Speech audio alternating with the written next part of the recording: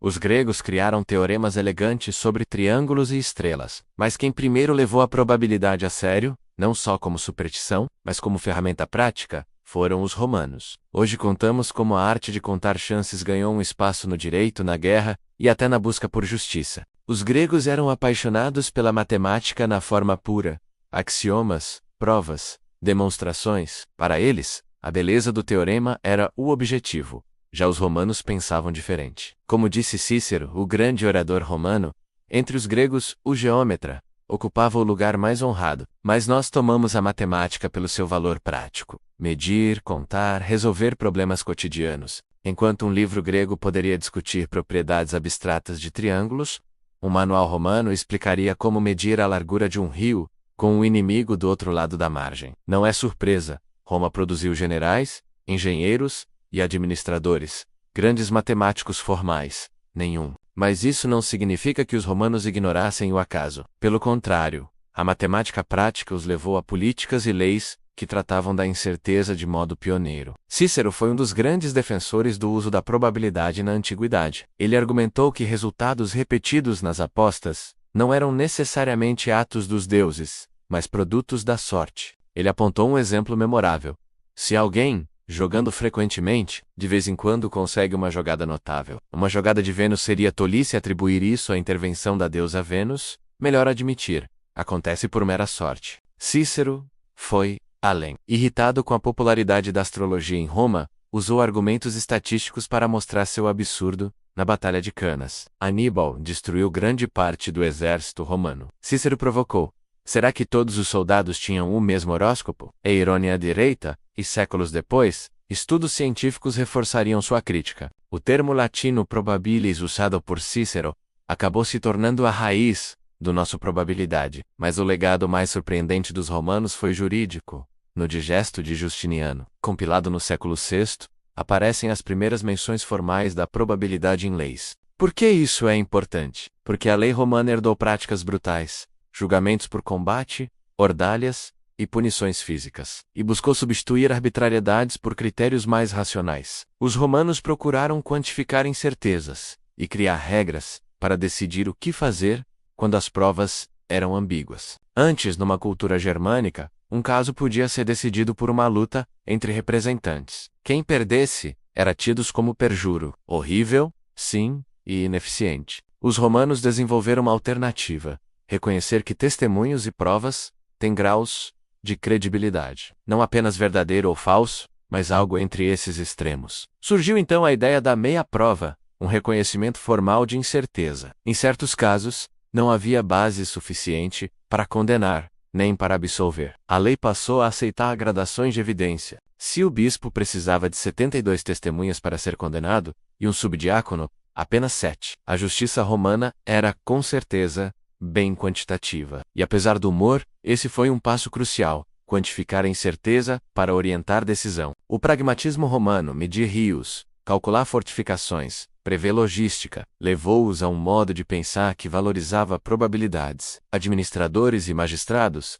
precisavam avaliar riscos, enviar reforços, confiar em uma pista, aceitar um testemunho. A matemática prática fornecia guias úteis. Assim, ainda que os romanos não tenham produzido teoremas como Arquimedes ou Euclides, criaram uma tradição de aplicar cálculos de incerteza ao mundo real, à guerra, ao comércio e à justiça. A história mostra que ideias científicas não florescem apenas por genialidade. Florescem quando cultura, necessidade e ferramentas convergem. Os gregos tinham lógica e beleza, mas não tinham ainda um sistema numérico prático nem a mesma urgência administrativa. Os romanos tinham utilidade e administração, e com isso, criaram uma aplicação precoce do pensamento probabilístico. Isso nos lembra de algo vital: ciência e matemática nascem tanto da curiosidade quanto da necessidade prática. Os romanos podem não ter deixado tratados de matemática elegantes, mas deixaram algo talvez mais duradouro: a noção de que a incerteza pode, e deve, ser tratada com regras e grau de certeza. Do vocábulo probabilis ao digesto,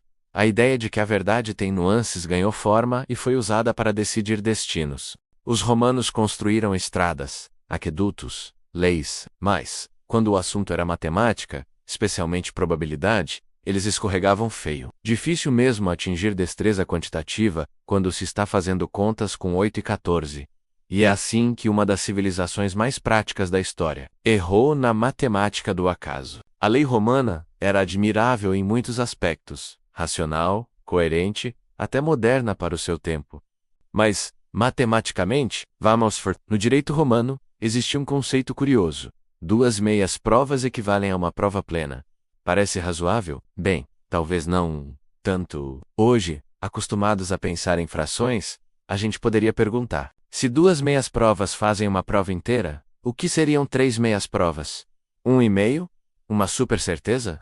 Matematicamente isso não faz sentido, porque, quando lidamos com probabilidades, as certezas não se somam, elas se multiplicam. E aqui entra a lei da combinação das probabilidades. Ela diz que, se 2 eventos A e B forem independentes, a probabilidade de que ambos aconteçam é o produto de suas probabilidades individuais. Quer um exemplo real? Digamos que uma pessoa casada tem uma chance em 50 de se divorciar em 1 ano, e que um policial tem uma chance em 5.000 de morrer em serviço no mesmo período. Qual a probabilidade de um policial casado se divorciar e morrer no mesmo ano? A resposta é 1 em 250.000. Mas, os eventos não são totalmente independentes, afinal, depois de morrer, é um pouco difícil pedir o divórcio. Então, na prática, a chance é ainda menor. Ok, mas por que multiplicar, em vez de somar? Vamos simplificar com um exemplo moderno. Imagine que você tem 100 cartas, cada uma representando uma pessoa que você conheceu, num site de relacionamentos. No verso de cada carta, 2 informações. Sincero, sim ou não.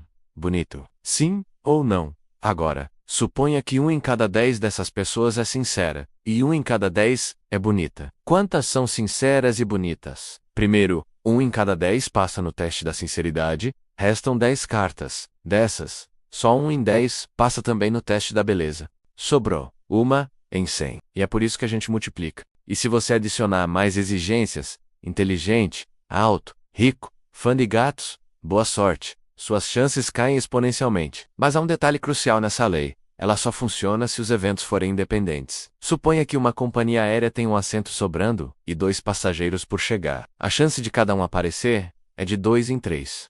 Então qual é a probabilidade de os 2 aparecerem? Cerca de 44%. E a chance de ninguém aparecer é 1/3 multiplicado por 1/3, igual a 11%. Mas cuidado! Isso só vale se os 2 passageiros forem independentes. Se estiverem viajando juntos, tudo muda. A probabilidade de ambos comparecerem será a mesma de um só, 2 em 3.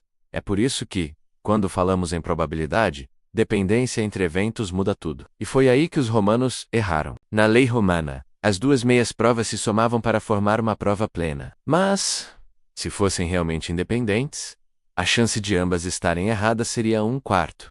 Ou seja, o valor total seria de 3/4 de uma prova, não uma prova inteira. Ou seja, 2 meias provas constituem 3/4 de certeza, e não 100%. Eles somaram quando deviam multiplicar. E aqui está o aprendizado matemático. Certezas parciais não se acumulam linearmente, elas se diluem.